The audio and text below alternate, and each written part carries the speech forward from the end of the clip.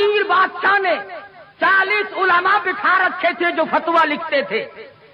رات کو فتوے سنا کرتا تھا اور اشکال پیدا کرتا تھا. ملا جیمن رحمت اللہ علیہ عالمگیر کا استاد ہے، انتقال کر گیا. میں نے اور آپ نے بھی مر جانا ہے. فوت ہونے سے پہلے وصیت نامہ لکھ دیا. فرماتے ہیں میری نماز جنازہ وہ آدمی پڑھائے جس کی تمام عمر میں جب سے ہوش و حواس سنبھالا ہے اس کی ایک دن بھی سفر میں، حضر میں، دکھ میں، درد میں، بیماری میں کبھی بھی کسی حال میں بھی تہجد کی نماز قضا نہ ہوئی ہو.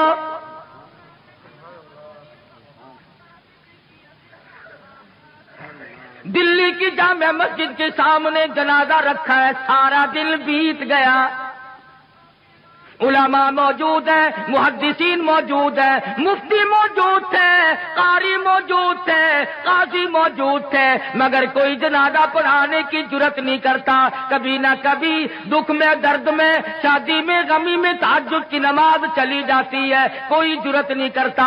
عصر کا وقت ہوا، بادشاہ عالمگیر استاد محترم کے جنازے کے قریب پہنچا اور منہ سے کپڑا اٹھا کے کہنے لگا او اللہ والے تجھے کیا ملا؟ دنیا سے جاتے جاتے میرا راز کھول گئے. میں سمجھتا ہوں، جانتا ہوں کس کے بارے میں لکھ کے گئے ہو، کسے حکم دے کے گئے ہو، مگر اے اللہ والے یہ تو بتا، میری تمنا تھی، میری آرزو تھی کہ تیرے سوا، میرے رب کے سوا کوئی نہ جانے میں کیسا ہوں. والذین یبیتون لربہم سجدا وقیاما. وہ لوگ کتنے کامیاب ہیں جن کی راتیں سجدوں اور قیام میں بیت جاتی ہیں. امن ہوا قانت آناء اللیل.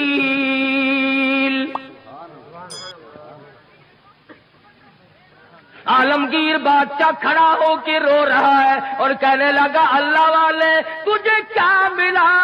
دنیا میں میرا راز کھول دیا، اب میں بڑا مشکل میں ہوں. اگر میں اپنا راز بچاتا ہوں تیرا جنازہ پڑھانے والا کوئی نہیں، تیرا جنازہ پڑھاتا ہوں تو میرا راز نہیں بچتا. اللہ والے میں مصیبت میں آ گیا ہوں. میری تو بڑی تمنا تھی میرے رب کے سوا کوئی نہ جانتا میں کیسا ہوں.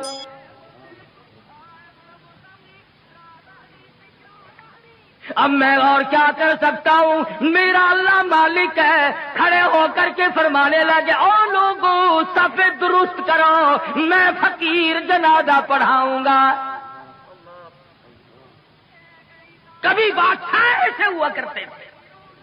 آج لوگوں چودھریوں کی اولاد قرآن نہیں پڑھتی، آڑتیوں کی اولاد قرآن نہیں پڑھتی، شیخوں کی اولاد قرآن نہیں پڑھتی، ملکوں کی اولاد قرآن. عمر میں چودھری نے کبھی بنگلے میں، کوٹھی میں، مکان میں، دکان میں قرآن کو داخل نہیں ہونے دیا.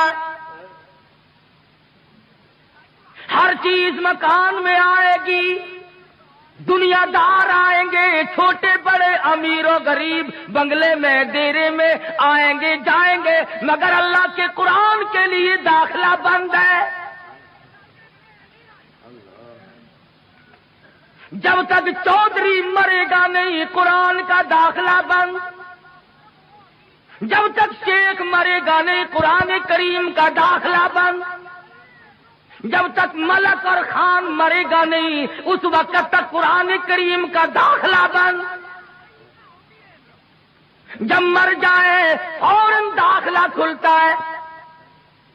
اس مسجد کے مولوی کو بھی بلا کے لاؤ، اس مسجد کے مولوی کو بھی بلا کے لاؤ، ادھر کے طالب علم بھی بلاؤ، ادھر کے طالب علم بھی بلاؤ، چاروں طرف بیٹھے ہیں، قرآن مجید کی تلاوت ہو رہی ہے. مرنے والے کا بیٹا بیچ میں کھڑا ہوتا ہے اور کہتا ہے مولانا او قاری صاحب آج تو اتنا قرآن پڑھو، آج تو اتنا قرآن پڑھو، آج تو اتنا قرآن پڑھو، میرے ابا مرحوم کو بہشت میں ٹھوک کے جانا.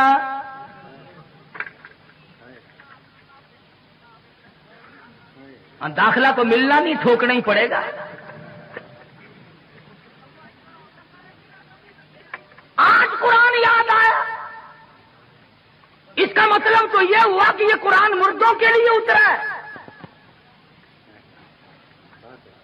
موٹر کار زندوں کے لیے، ہوائی جہاز زندوں کے لیے، ریل گاڑی، ہوائی تمام سواریاں، تمام سبزی ترکاری، پھل فروٹ، عورت مرد کے لیے، مرد عورت کے لیے زندہ چاہیے۔ اور لوگوں انصاف کرو، ہر چیز زندوں کے لیے، خدا کا قرآن مردوں کے لیے۔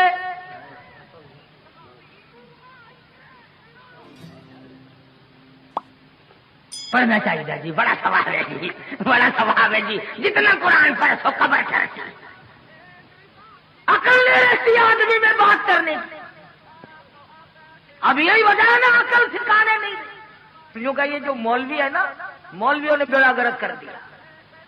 کیسے بیڑا گرک کر دیا مولویوں نے؟ ہم نے کیا اپنا کیا، تمہارا تو نہیں کیا۔ جو آدمی 8 دن ختم دلایا کرتا تھا، اب سال میں بھی نہیں دلواتا۔ یہ ہمارا نقصان نہیں؟ جو پہلے 7 مٹھائی پہ ختم دلوایا کرتا تھا، اب گڑ کے چاولوں پہ ختم دلواتا ہے۔ ہمارا نقصان نہیں؟ پہلے قورمے پہ ختم آیا کرتا تھا، اب آلو شریف پہ ختم آنے لگا ہے۔ نہ تمہیں گیس پیدا کرتے ہیں آلو، مردوں کو نہیں کریں گے۔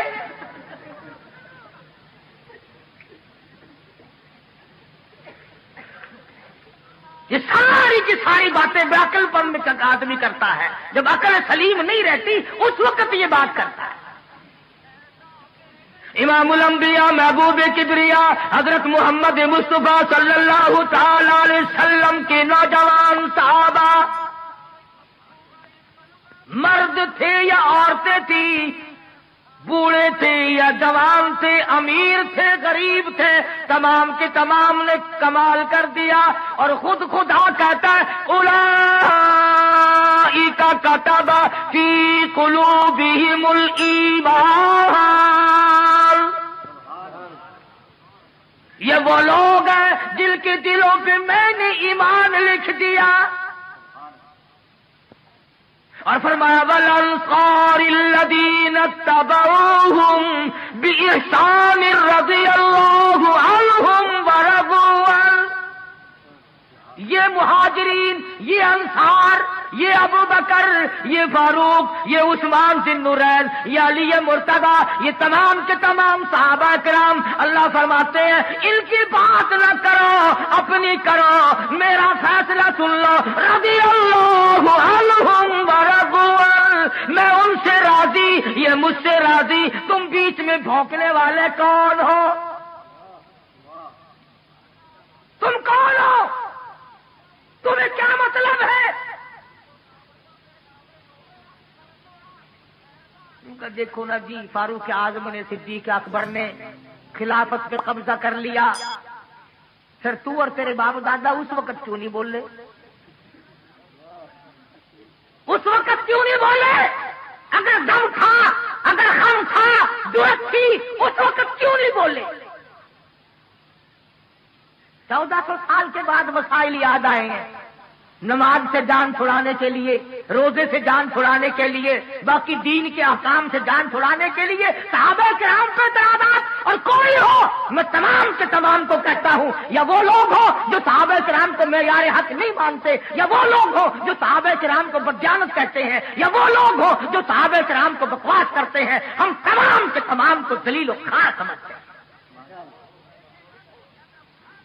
تم ان کا کیا بگاڑو گے جن کا سردار کالی کملی والا ہو؟ تم ان کا کیا بگاڑو گے جن کا والی محمد مصطفیٰ ہو؟ تم ان کا کیا بگاڑو گے جن کا داماد کالی کملی والا ہو؟ تم ان کا کیا بگاڑو گے جن کا سسر محمد مصطفیٰ ہو؟ تم دنیا میں نہیں ڈھونڈتے پھرتے؟ جو جج آتا ہے اس کا گاڑا پٹھارا نکالتے ہو، پتہ لگاؤ یہ ہے کتوں دا، کہڑے علاقے دے رہن والا۔ پھر کوئی مامے نو کسیٹ کے لیا ہے، کوئی پھوپھی نو پھڑ کے لیا ہے۔ تم تعلقات تلاش کرتے ہو، ابو جہل نے تلواریں سب کو ننگی دے دی اور کہا کندھے سے کندھا ملا کر کھڑے رہنا، نکل نہ جائے نبی۔ سارے کے سارے ایک دوسرے سے کندھا ملا کر کھڑے ہو گئے، اور ادھر حکم ملا میرے محبوب اسی وقت ہجرت کرو، چلو مکہ چھوڑ کر۔ عرض کیا الہ العالمین مجھے کل حکم دے دیا ہوتا، پرسوں مجھے حکم مل جاتا، میں چپکا سا نکل جاتا، آج تو یہ چاروں طرف کھڑے ہیں، میں کیسے نکلوں گا؟ آواز آئی کالی کملی والے، اگر میں کل لے جاتا، پرسوں لے جاتا، چوتھ لے جاتا، یہ بغلے بجاتے اور یہ کہتے ہمیں پتہ نہ چلا، ورنہ یوں کر دیتے میرے محبوب مزہ تو آ جائے گا، تلواریں ننگی ہو، یہ کندھے سے کندھا ملا کر کھڑے ہو، اور میں اپنے محبوب کو اگر بچا کر نہ لے جا سکوں تو میری خدائی کیا ہو؟ نعرہ تکبیر!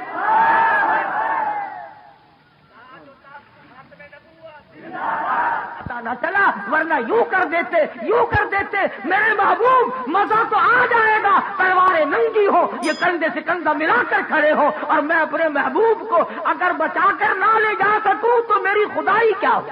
نعرہ تکبیر!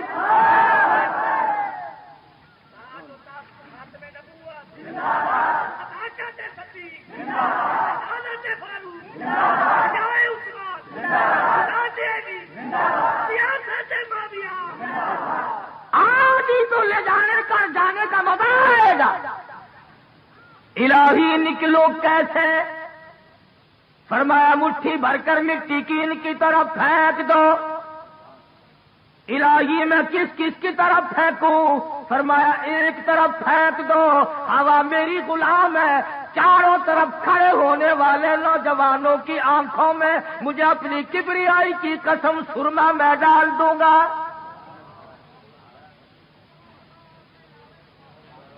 نبی نے مٹھی بھر کر مٹی کی پھینک دی، سب کی آنکھوں میں تشریف لے گئی۔ ایک دوسرے کو برابر میں کہنے لگے کیوں ہے بدماش، میری آنکھ مٹی پھینک دی؟ اس نے کہا پہلے پھینک کر پھر بھونکنا بھی شروع کر دیا، تلواریں تو دی پھینک، اور لگ گئے ایک دوسرے کی مالش کرنے۔ ابو جہل جو آیا آ کے کیا دیکھتا ہے، حجرے کے چاروں طرف ماتم ہو رہا ہے۔ کہنے لگا بھلے لوگوں یہ کیا شروع کیا تم نے، یہ کبڈی کیسی ہو رہی ہے؟ اندر کا بھی پتہ کیا،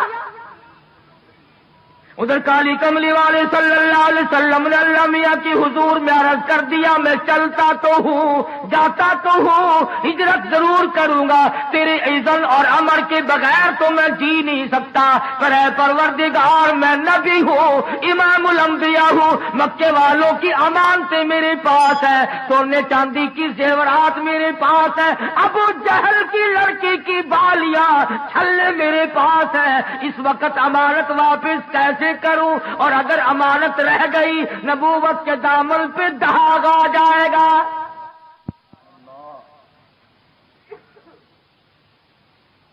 امانت واپس نہ ہوئی تو نبوت کے دامن پہ داغ آ جائے گا۔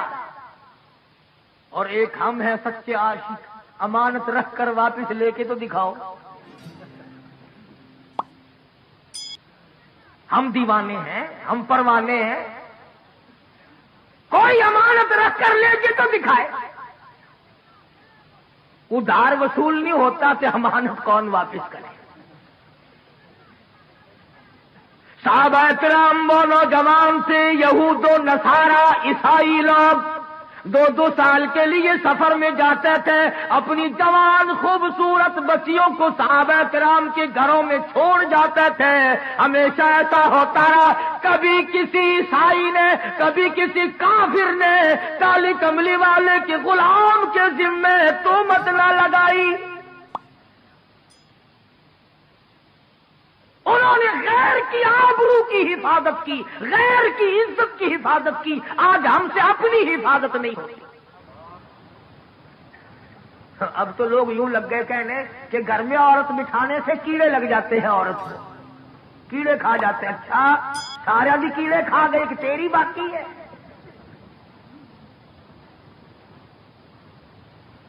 اب تو بڑی لے دے ہو رہی ہے کہ عورت یوں ہے، عورت بڑی شے ہے، عورت بڑی یوں ہے. یہ آج پتہ چلا عورت ایسی ہے، پہلے کبھی پتہ نہیں چلا تھا کہ عورت کیا ہوا کرتی ہے. ہم نے تو ایک دن اخبار جنگ میں یہ بھی سنا تھا عید الفطر کے بعد کہ پاکستان کی غریب ملک کی غریب خواتین نے، بالکل غریب خواتین نے بال بنوانے اور کٹوانے پر عید الفطر کے موقع پر، رمضان والی عید کے موقع پر 1 کروڑ روپیہ خرچ کیا. اخبار جنگ نے لکھا تھا. مجھے تو بڑا دکھ ہوا سچی بات کہ اگر یہ 1 کروڑ روپیہ مجھے دے دیتی تو میں مدرسہ چلاتا، مسجد بناتا، میں ہی دعا کر دیتا یا اللہ ساریوں کو گنجی کر دے.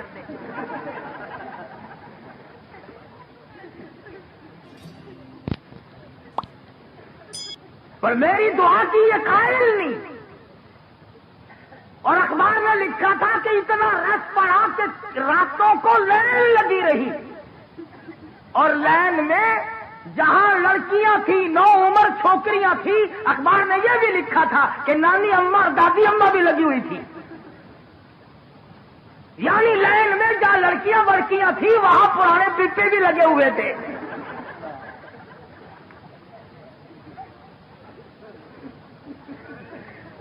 ایمانداری سے بتلاؤ، جب پرانے پیپوں کا ملک میں حال یہ ہو پھر ہم کیا کریں؟ تہذیب دیکھیے اور الزام مولوی کو. بس جی یہ جڑے ملا ہیں نا یہ گھن کے بیٹھ کیا بات کہنے والا کبھی نہیں ہٹا کرتا. دنیا میں ہمیشہ ایسے ایسے لوگ آئے جنہوں نے سچ بات کہی اور مصیبت اٹھائی. جاؤ ہندوستان سن 57 کی جنگ آزادی کی تاریخ پڑھو. دلی کی بازار میں 3-3 ہزار علماء دین کو لٹا کر انجن روڑی کوٹنے والے اوپر سے چڑھا دیے گئے. اور ایسا نہیں ہوا ایک کے اوپر سے گزرا دوسرا اٹھ کے بھاگا نہیں. آنکھ کھول کر آسمان کو دیکھ رہے تھے، کلمہ شہادت پڑھ رہے تھے. 3000 کے 3000 قیمت بن گیا. کچلے تو گئے، شہید تو ہو گئے، پر ایمان کا سودا ایک نے بھی نہ کیا. نعرہ تکبیر. انہیں کو کہتا ہے، انہیں کو کہتا دین لئی دکھ او چل دینے جڑے قوم چ بندے نے دلیر ہوندے. دین لئی دکھ او چل دینے جڑے قوم چ بندے نے دلیر ہوندے. رگڑ کھانی پڑے گی یا قرآن نہ پڑھ یا اللہ کا نام نہ لے، ورنہ مصیبتوں کے لیے تجھے تیار رہنا پڑے گا. کئی لوگ تانوں ملن گے اور جی ساڈے بزرگاں نوں کوئی نہیں پھڑدا، ساڈے بزرگاں نوں کوئی نہیں پھڑدا. بھلا پھڑ کے کی کرے، کیا کرے پکڑ کے؟ کہتا دین لئی دکھ او چل دینے جڑے قوم چ بندے نے دلیر ہوندے. کون پوچھدا کاواں تے گدڑاں نوں، کدی پنجرے باز تے شیر ہوندے. جو چیز پکڑنے کی ہوگی اسے ہی کوئی پکڑے گا نا. یوں ہی جیل خانے میں کوئی روٹیوں کا خرچ بڑھانے سے کوئی فائدہ ہے؟ یہ وہ اللہ والے تھے جنہوں نے شاملی کے میدان میں قربانی دی. یہ وہ اللہ والے ہیں. مولانا جعفر سلیسری رحمت اللہ علیہ خود لکھتے ہیں کہ میری بیوی کو گلے سے پکڑ کر انگریزوں نے باہر پھینک دیا. میری آنکھوں کے سامنے میرے بچوں کو اٹھا اٹھا کر کے پھینکا. اس کے بعد 20 تیر لوہا میرے پیروں میں بیڑی بنا کر ڈال دیا. جب میں چلتا تھا 4 انگریز مجھے چابک مارتے تھے. یوں ہی نہیں ہے. حضرت لاہوری رحمت اللہ علیہ کا ختم نبوت کی تحریک میں برف کی سلی پہ لٹایا ہوا ہے، اور لاہوری اپنے بوڑھے پہ ترس کھا، اپنی ضعیفی پہ ترس کھا، اپنی ناتوانی پہ ترس کھا، بعد آ جا یہ مطالبہ ترک کر دے۔ لاہوری برف کی سلی پہ کہتا دین لئی دکھ آ چل دنے جڑ قوم چ بندے